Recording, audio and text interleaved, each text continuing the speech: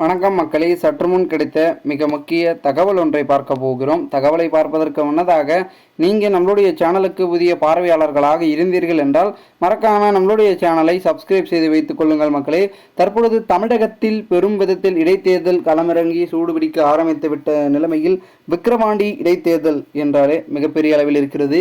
2 முக்கிய புள்ளிகள் இறந்து தற்பொழுது மேலும் ஒரு இடைத்தேர்தலாக உருப்பெற்ற தொகுதி என்றால் அது விக்கிரவாண்டி அந்த தொகுதியை சொல்லலாம். இந்த ஒரு சூழலில் அங்கே பார்த்திங்கன்னா போட்டிகள் என்பது இருக்கிறது.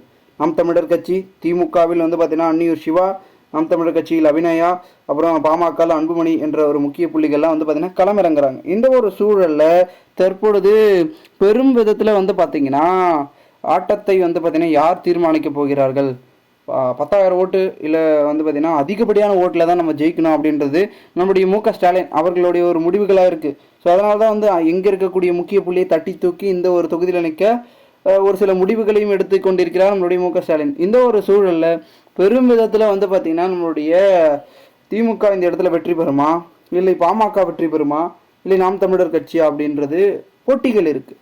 ஸோ இதனால் வச்சு பார்த்தா ஏற்கனவே அதிமுகவில் இருந்துட்டு இருக்காங்க. அந்த இடத்துல இப்போ அதிமுக ஓட்டுக்கள் என்பது அவங்க புறக்கணித்ததாக சொல்ல நிலைமையில் அதிமுக ஓட்டுக்கள் யாருக்கு சாதகமாக போகுமோ, பாமகவுக்கு போகுமா, நாம் தமிழருக்கு போகுமா? திமுகவுக்கு போகாது, அது எல்லாருக்குமே தெரியும். ஏன்னா திமுகவுக்கு பிடிக்காதவர்கள் தான் அதிமுகவுக்கு போடுறாங்க. ஸோ இந்த ஓட்டுக்கள் அப்படியே பிரிவடைந்தால் கண்டிப்பாக ஒரு பெரும் டஃப் காம்படிஷன் 2 கட்சிகளும் கொடுக்கறதுக்கு திமுக வந்துடும். ஓகேங்களா? திமுகவுக்கு நாம் தமிழரும் பாமகவும் ரொம்ப லீடிங் ஸ்டேஜை பார்த்திங்கன்னா கொண்டு வருவாங்க. இதுதான் தற்போதைய கருத்து கணிப்பாக அங்கு பொதுமக்கள் பேசப்படுறாங்க. அதிமுக இல்லை, தேமுதிகவும் இல்லை, ஒரு சில முக்கியமான கட்சிகள்லாம் இல்லை. இந்த ஒரு சூழலில் தற்பொழுது கொஞ்சம் பார்த்திங்கன்னா அப்படி இப்படின்ற போகிற சூழல் என்பது அங்கே நடைபெறுகிறது அப்படின்னு தான் சொல்கிறாங்க. ஸோ இதனால் என்ன நடக்க போகுதுன்னா விக்கிரவாண்டி இடைத்தேர்தலில் திமுகவுக்கு சப்போஸ் இப்போ வேறு கொஞ்சம் பார்த்திங்கன்னா அந்த கலாச்சாரம் விவகாரம் பார்த்திங்கன்னா போயிட்டுருக்கு. அதில் வேறு கிட்டத்தட்ட பார்த்திங்கன்னா முக்கிய புள்ளிகள் 50க்கும் மேற்பட்டவர்கள் பார்த்திங்கன்னா ஒரு சிலர்லாம் பார்த்திங்கன்னா உயிரில் பார்த்திங்கன்னா ஒரு சிலர் உயிரிழந்துட்டாங்க, ஒரு சிலர் உயிருக்கு போராட்டிருக்காங்கன்னு சொல்கிறாங்க.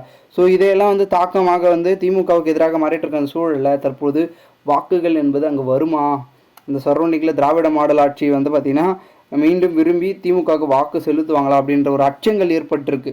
ஸோ இதனால் கண்டிப்பாக பார்த்திங்கன்னா கொஞ்சம் விக்கிரவாண்டியில் பார்த்திங்கன்னா கொஞ்சம் பொதுமக்கள் சிந்தித்து வாக்களிப்பாங்க அப்படின்றத பார்த்திங்கன்னா நிறைய விதமான மூத்த தலைவர்கள் சொல்கிறாங்க. ஸோ அதனால் திமுகவுக்கு வருமா அப்படின்றது கொஞ்சம் யோசிக்கத்தக்கதாக பார்க்கப்படுகிறது. பொறுத்திருந்து பார்ப்போம் என்ன நடக்கிறது என்பதை. மேலும் இந்த ஒரு தகவலை குறித்த பொதுமக்கள் உங்களுடைய கருத்துக்களை கமெண்ட் மூலமாக தெரிவிங்கள். இதுபோன்று நீங்கள் அரசியல் சார்ந்த நிகழ்வுகளாம் தினசரி தெரிந்து கொள்ள சேனலை சப்ஸ்கிரைப் பண்ணுங்கள். நன்றி, வணக்கம்.